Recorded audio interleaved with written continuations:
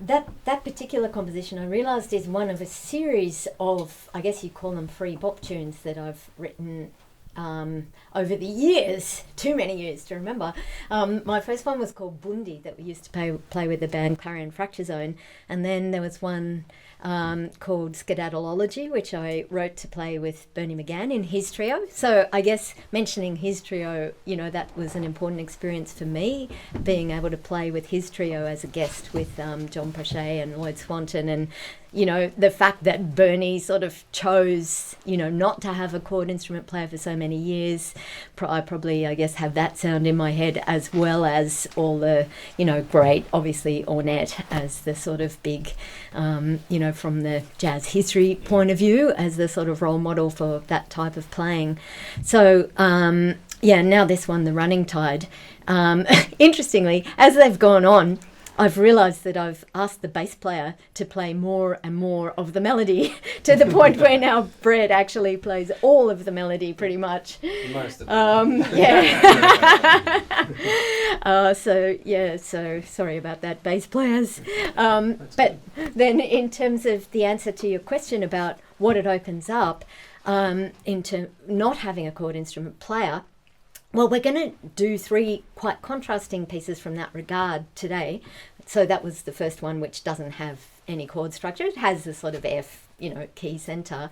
But aside from that, there's obviously no chord structure. So I suppose the first thing is that it allows a lot of freedom in terms of melodic counterpoint. So I enjoyed, I always love that sort of counterpoint with Andrew, and sort of just that freedom to go, well, there's a beautiful melody that he's just played. It's so gorgeous, how will I respond to that? How will I develop it? And then, of course, having Brett, following and leading as well, in terms of where the melodies might go, is just such a great and liberating way to play. And I think it's so fun. We all love it, and we all, it's a challenge. You never know how it's going to go, because you can't rely on any sort of 2-5-1 lick that you normally play in that bit of the tune. Not that I can ever play that way anyway, but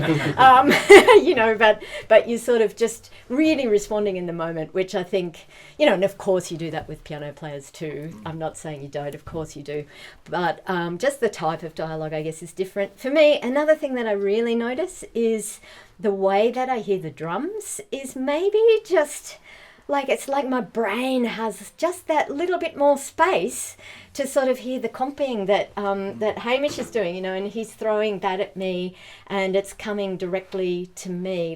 And I'm just able to sort of hear that or not listen to it. If I would never do that. Well, I guess just picking up on the lack of a harmonic instrument, and I think I quite like to think that we've got triads. Potentially we've got 4-note chords. If we ask really nicely, we might have. But so Brett has so much kind of power in this band, because he can he can play the roots, and he can really outline the harmony, or he can be a melody instrument as well, or he can play other parts of the harmony. So I just think the kind of the way the textures can shift and the roles can shift as well. I play baritone on a couple of tunes in this band as well, and that changes it up again, because I've sort of have, occasionally I have an opportunity sort of to anchor the chord, which again gives Brett a different possibility as well. So I kind of, when I'm writing too, I just sort of think, what can we do with what we've got, and that sort of the flexibility of orchestration like this, I think, is really exciting. So yeah, like you said, Sandy, we've got 3 really different tunes, so you'll kind of hear our approach to that question in 3 different ways.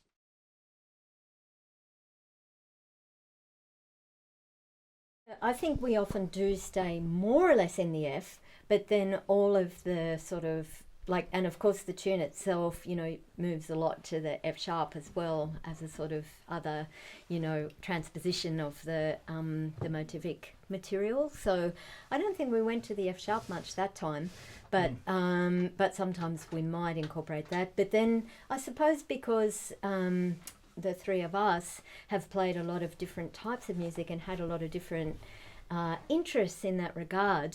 Sometimes we might take a very,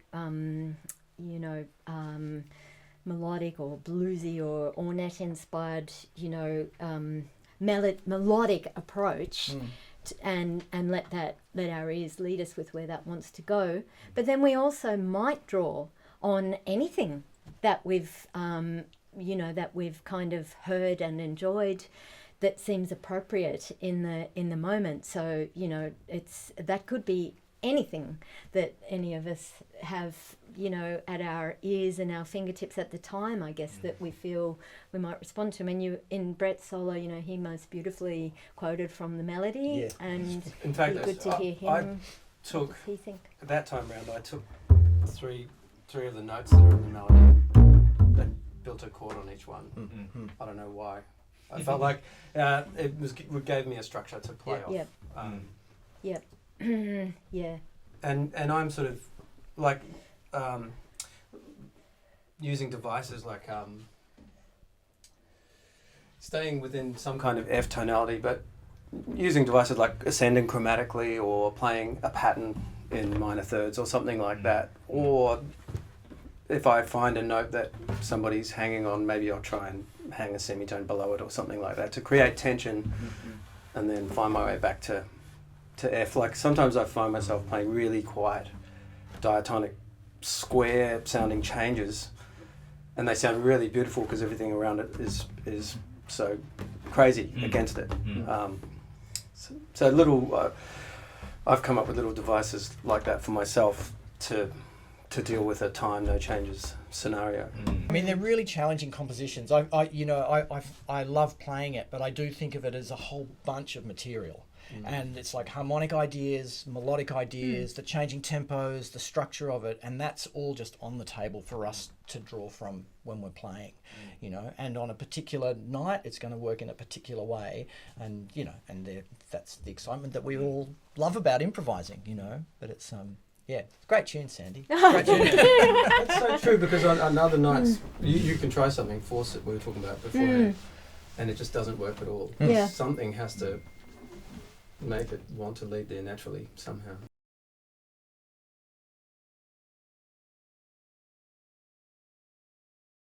That is a thing we've done. That it sometimes ends up in the past, and we did.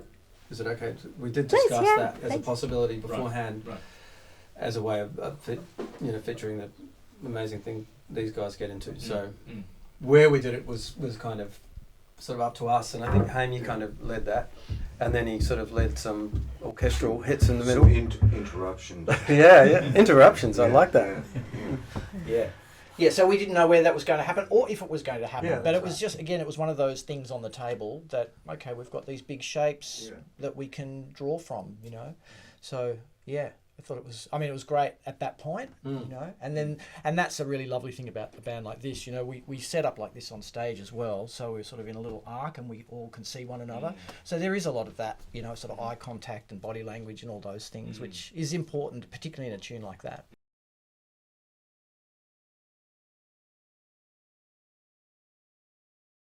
Well, I love the instrument as it is, and the simple, setup in particular like this. But rhythmically, I'll often try and play something outside my own box that sort of forces me into a different area rather than just my usual kind of routine that you get into playing, especially in a group like this where there's so much improvisation and there's a lot of rope. You can hang yourself. Any given freedom. And as you mentioned before, when Andrew and Sandy launch into their sort of section where they're playing, where we drop out, there is that natural thing like, I want to get in there too, But it's such a beautiful sound, the two of them playing, that it's great to stop. So I think for me, if there's just something else that rattles me out of my little cage, that's a good thing. And I just saw that before. I thought that is magnificent.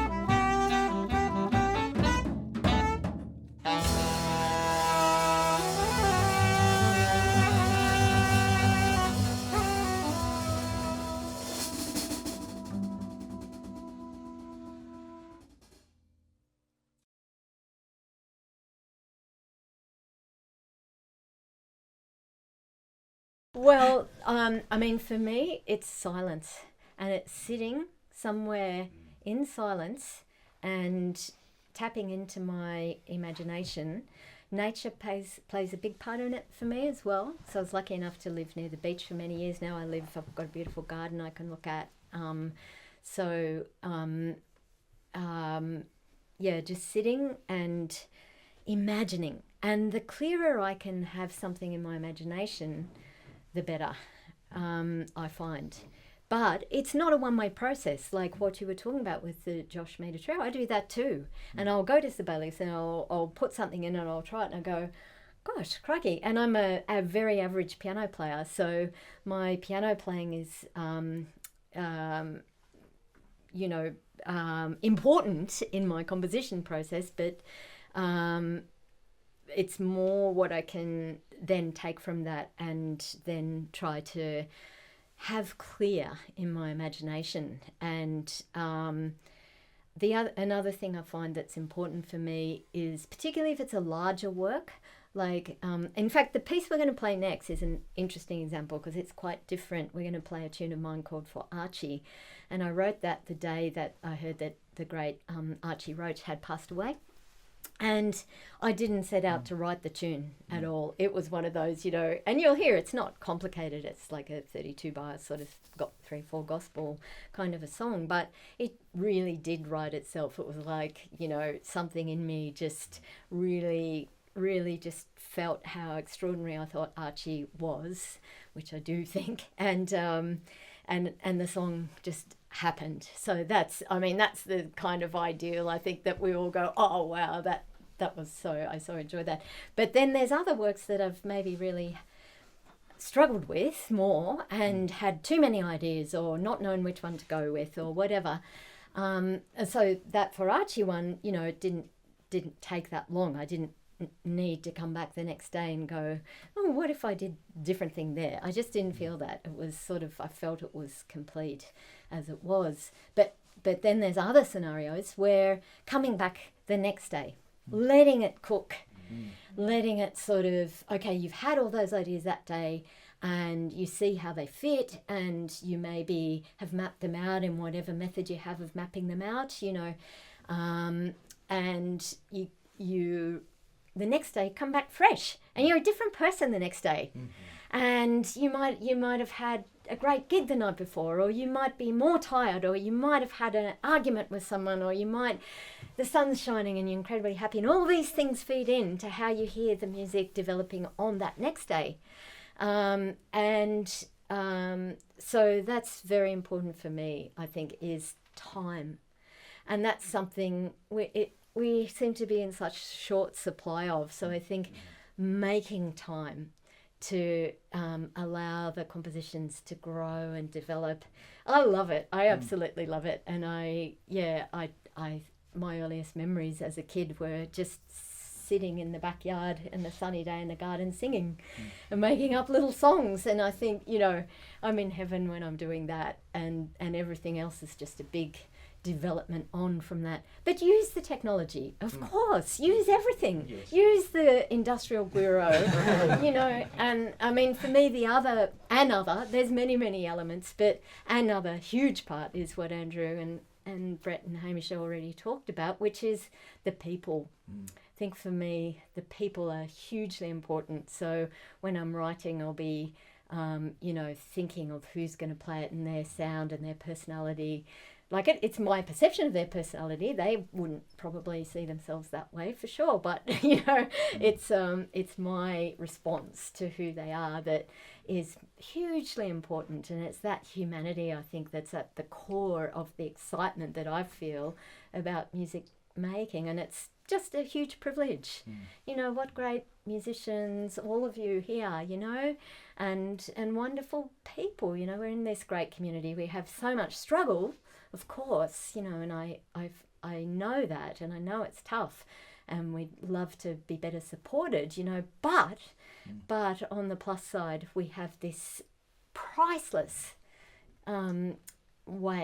this priceless thing that we share together.